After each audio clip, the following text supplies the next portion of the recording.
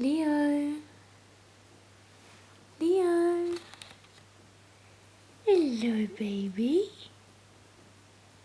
Hello. Say hello to YouTube.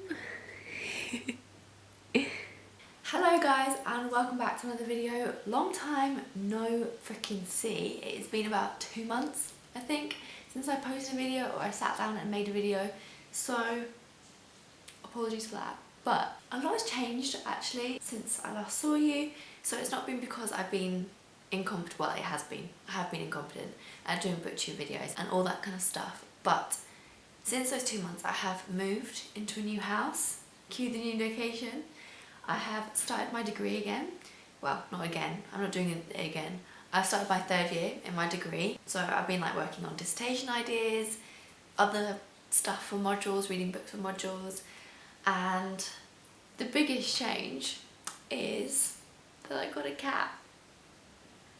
So me and my boyfriend are living together this year, so we decided to get a cat. And he's literally the light of my life. He is amazing. He is tiny, minuscule. I'll put some pictures because I have taken many pictures since I got him. He's called Leo. He's a little lion. He is asleep in the back. I don't know if you can see. I just woke him up to take a video. I'm sure that was at the start of the video, but he's a little gremlin, not gonna lie. He either sleeps and is an angel, or he's a little gremlin and he eats everything and he's running mayhem, but I love him. He is amazing. So yeah, I've got a cat. That is the most exciting news I have to tell you, because that's the most exciting thing that's happened over 2 weeks. 2 weeks, 2 months. So I also thought I would do, and I hit 1,000 subscribers. So that is amazing. I can't believe it.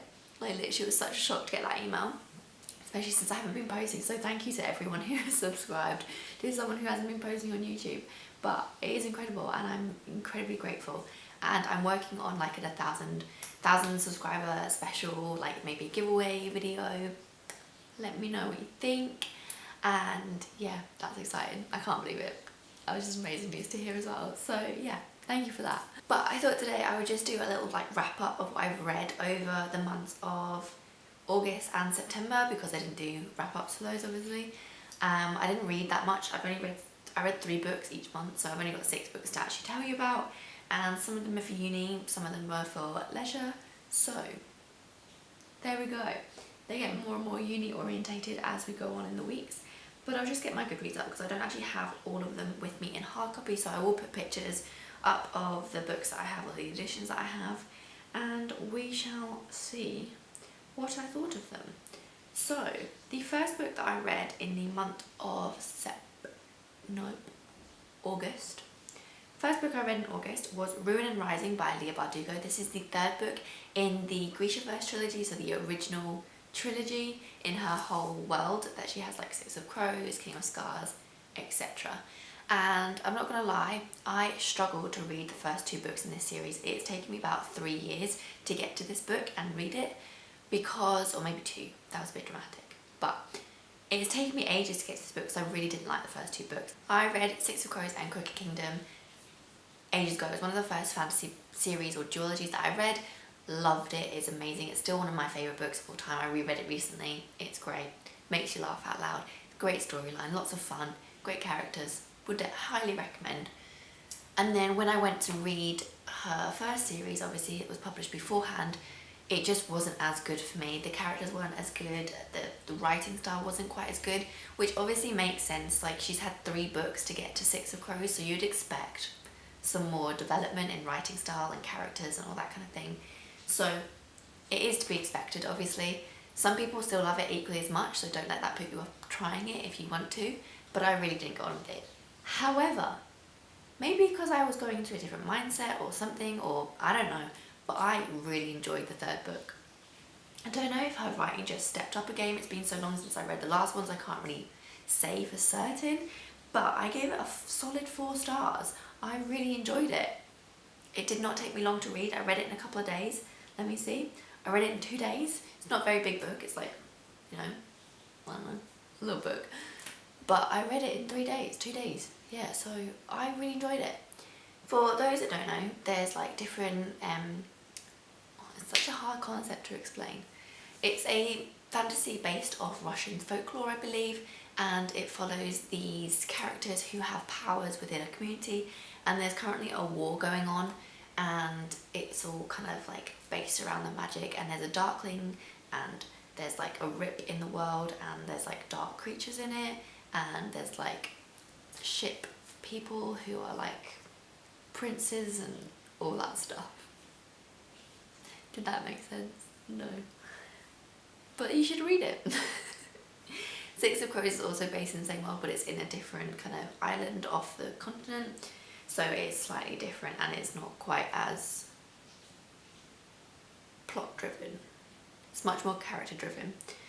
But the reason actually that I decided to finally read Ruin and Rising is because I wanted to read King of Scars. Now, King of Scars is the third series in this world, and it merges the two characters, or some of the characters from both of the two plots, kind of going into one. You can read Six of Crows and Crooked Kingdom separately from the Grishaverse. You don't have to read that first.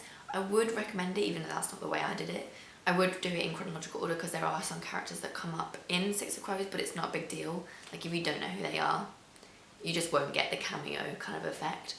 But for King of Scars, you definitely need to have read both of them because it has a lot to do with the other characters and like the backstory and the repercussions are off like the endings of both of the series. So you have to read those. And I liked King of Scars. I really can't wait for the next one. I gave that again a 4-star read. I really enjoyed it. I don't know when the next one's coming out. It's soon though, because that's why I had to read it. I think it might be like beginning of next year. 30th of March 2021. So we got a little bit of time. I was a bit early actually, but I can't wait for it. The ending was good, storyline was good. I'm being very vague because I actually can't really remember the bits that I particularly liked, but there's nothing that I particularly disliked so much that I can remember not disliking it. So that's always a bonus. But I think if you like Six of Crows, then you'll like King of Scars. It's definitely more along those lines, and I enjoyed the characters. I really liked Zoya in this series, in this book. So Zoya in the Grishaverse, the trilogy, I didn't like her at all. Like, I thought she was really annoying, but she really comes into her own in this one, and I really liked her. I mean, she's still got all those kind of like characteristics that you wouldn't typically like in a person. Like, she's quite brash, she's very blunt. She doesn't really help other people for the sake of it. So she's not like if I met her in real life, because I'm someone that's like quite insecure about meeting people with strong personalities, I think she'd scare me quite a lot in real life. But she's also someone like I would really admire, which would also scare me. So I probably wouldn't actually be able to say a single word to her in real life. But there you go, she's a great character. So yeah, I really enjoyed Zoya in this one, and it's also a great name. I really like the name. So those are the first two books. Then the last book that I read in the month of August was, surprisingly, one, if you remember, the Boyfriend Picks My February, I think it was February. Was it February? March? One of those TBRs, very early on in the year. My boyfriend picked like 5 books for me to read that month. I didn't read any of them. I didn't read books, I didn't read any of them. So I finally read one of them, and that was Skyward by Sanderson. So this is a sci-fi book. I don't read sci-fi. It's not my genre, don't really like it. And there were aspects of it, like I kind of was reading it and I just kept thinking this would be so much better if it was in a fantasy setting or like fantasy based, but obviously that's my personal opinion pushing onto this, nothing to do with actually the quality of the book. If you like science fiction, I bet you'd love this. I bet you'd love this. So this follows Spencer, who is a young girl who lives in this space camp where it's all underground, and the kind of human civilization that she lives within are constantly attacked by these creatures called Krell, who come and they just fire at them. They're alien celestial beings. They have no idea why they kind of do it, they just do it. There's no rhyme or reason to their actions, they have no flight pattern, etc. So they just kind of seem to be random. There are different divisions within the community, and one of the divisions is flight crew, and they obviously, when there's attack, they go up and they fight them in their little spaceships, like on the cover. But her father was one of these flight crew people, and one day he abandons the flight ship and he is labelled a coward for the rest of his life, or not the rest of his life, he dies straight away. They shoot him down. You find this all out in the prologue as well, by the way, so it's not like a big...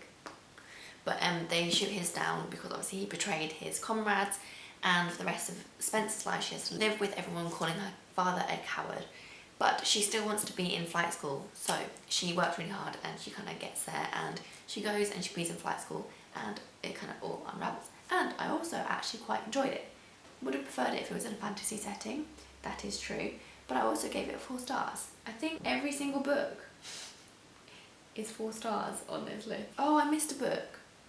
Okay, so actually, sorry, error. This is actually the first book I read in September, but there you go. I'll go back to the first book I read in August in a minute. I enjoyed it. I like Spencer. There's a robot in it, like a, not a robot, but like a spaceship that speaks. He's called M-Bot. I thought he was quite funny. I enjoyed the parts with him. Yeah, it was a good book. Would recommend it. Reading Brandon Sanderson's fantasy that's adult orientated versus his like more young adult fiction or target based work.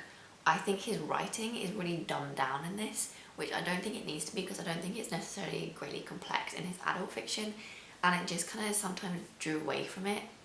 It's also written in first person, which I think also tends to do that, and that's like just as a kind of byproduct of it. A lot of the time I find when I'm reading in first person, that's just personal preference, so I'm not a fan of first person. So I don't know if it was a purposeful thing that he kind of wrote slightly dumbed down, which was a bit patronising. I don't know. I wasn't the biggest fan of the writing. Preferred his fantasy writing. But there you go. So, speaking of Brandon Sanderson and his fantasy, the first book that I actually read in the month of August was the final book in the Mistborn trilogy, The Hero of Ages, and that was by Brandon Sanderson. I also gave that a 4 stars. It's quite a long book, it's quite a slow book. There's a lot of kind of, like all the characters kind of all over the place. If you've read the first few books, it just kind of took a while to get going, especially because they were talking about military strategy a lot of the time, which is not something I'm particularly interested in when I'm reading a book. But I enjoyed it. I enjoyed the end, and I'm greatly intrigued to read the next kind of books in the Cosmere. So if you don't know, Brandon Sanderson writes multiple series, all based in the same Cosmere, so they're all on different planets within the same world.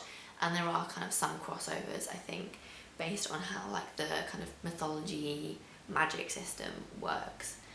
And I've talked to someone who is very much a Brandon Sanderson fan, and he knows a lot about it, and he's greatly encouraged me about the next few books, because some of the characters from the Mistborn appear, I think, vaguely in some of the other books. So I'm excited for that. Gave it 4 stars. I think I didn't love this series as much as I was hoping to. I was hoping it was going to be like amazing all the way through. It definitely went up and down in my kind of joy of it. Sometimes it was a little bit too slow for me. Sometimes I didn't quite like the characters as much as I wished to. But a lot of the time I changed my mind on the characters. Like, they definitely surprised me, and I did enjoy that. So would recommend. I've been recommending it to everyone because I just think Brandon Sanderson's writing is amazing. And the thing actually that I really enjoyed about this final book is all the pieces coming together. So there are like 3 magic systems at work within this trilogy. You kind of only really find out about the first 2 in the first 2 books. You find about Mistborns do like mistings, and they have allomancy. So they're based off eating and consuming metals, burning them with inside them, and they give them powers like extra strength, speed, sight, hearing. And then there's also Freudemancy, I think, or I don't know. I think that's how you say it. And that is similar, where you use metals like as part of, like, so you have a bracelet or something, and you put your strength into that metal to be used at a later date. And then there's also a 3rd magic system that you don't really find anything about until the 3rd book, and then it all kind of comes together and is revealed. And I really enjoyed that. And it was just like, you was just sitting there reading this thinking like, oh my god, how did you come up with this? Like, how did you think of this and spend this? And like, his brain is just phenomenal, basically. Yeah, so that's what I really enjoyed about this, actually. It's just like, yeah, actually it might be 4.5 stars, I think, actually, now that I'm thinking about it. 4.5, 5 stars, just because this is just, it's a good series, especially the magic system. If you're a fantasy lover and you're like interested in the worlds of fantasy, not necessarily just like characters, you gotta read this one. The last two books that I read were kind of for uni based. The first one being 1,000 Ships by Natalie Haynes. I did this as research for my dissertation because I'm writing it based on retellings of ancient texts or like the Iliad and that kind of thing, and I was just wanting to see if this was a book that I wanted to use, and I really enjoyed it. It's basically a short, it's one story told by lots of short stories told by different women in the Trojan War, if that makes sense. So it has like lots and lots and lots and lots of different women who tell their part of the story to form a kind of cohesive picture of the Trojan War and how it affected women. I will say it's perhaps not as impactful as The Silence of the Girls by Pat Barker, but it is definitely it definitely offers a wider view of the Trojan War than a lot of literary texts do, because they're very male focused, and I definitely think that this is a great book to be out there and that has been written, and it definitely shines a light on a different side of the war that isn't necessarily seen, because you know it's not just about the men that go and fight and that are like the heroes. What they do in the process and who they kind of impact in the process is a lot to do with the women, and they in turn have a lot of impact on the war as well. And you know, war's pretty shit for them. They might not be fighting the battles, but they're fighting some serious battles. Did that make sense? Like, do you know what I mean? Not like the like actual fighting with swords and stuff, but you know, being attacked by men coming into your village and just burning your house down and taking you captive as a slave. Those kind of battles. So I would highly recommend this. It's got, I think, some of my favourite chapters were from the Muse. She, I think, gave a lot of insight into kind of just, I think they were kind of like very good and insightful, and just a little bit like, there was a lot of lines that I was like, that's a good quote. So would definitely recommend if that sounds like something you're interested in. So the final book that I have to share with you is the Refugee Tales. So this is a book that is a short story collection of many authors retelling the stories of refugees who have come to the UK. And I think it was based on a walk that they did. They followed the walk of Chaucer that he did in his Canterbury Tales, and they told these stories as they went along, and it's been put into a book. I think there's a few more editions of this now as they've repeated it and done different stories, and it is just very eye-opening, and it's an incredible book. Like, I didn't expect it to be so kind of hard-hitting, but it is. It's told in many different forms. Like some authors tell it in poetry, some do it in prose, some do it as if they're still in the meeting with the refugee and the refugee's telling them about their story. Some do it as if they are the refugee, and it's just, like crazy. Like, a lot of this I didn't know happened, didn't know existed, didn't know that's how the process worked, and the people that it hurt and the repercussions of that is just kind of disgusting, to be fair. And I